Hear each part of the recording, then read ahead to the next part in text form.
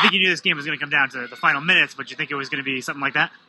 No, I mean we fortunately we had worked on some end of game stuff earlier this morning at our shoot around.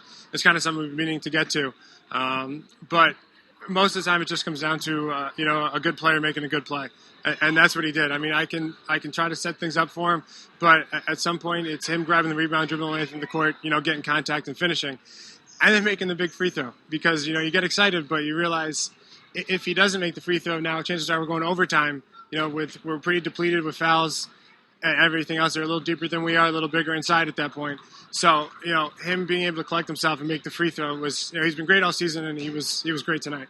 Did you kind of figure it was going to have to be put on his shoulders? He's that type of guy? Yeah, you know what? Him and Paris Purcell have been our main scorers all season, and the other guys step up, at times.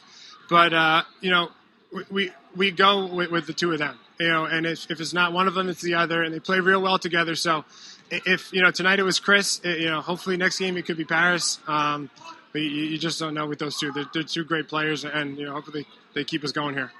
They took a good lead on you going into the fourth quarter. What did you tell your team to kind of turn around there? We we hadn't been in that spot a lot this year. Most of our 6 losses were close throughout.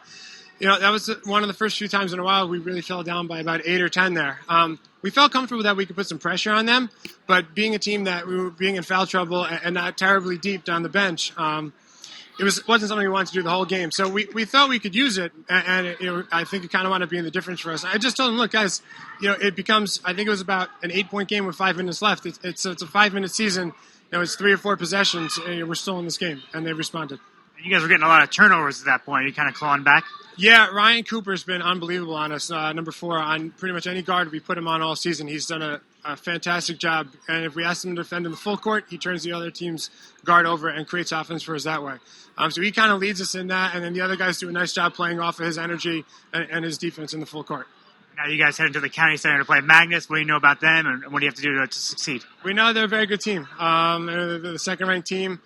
We haven't gotten to see them a lot because they play in the Rockland League, where I don't think until this tournament that they've played any Class B schools.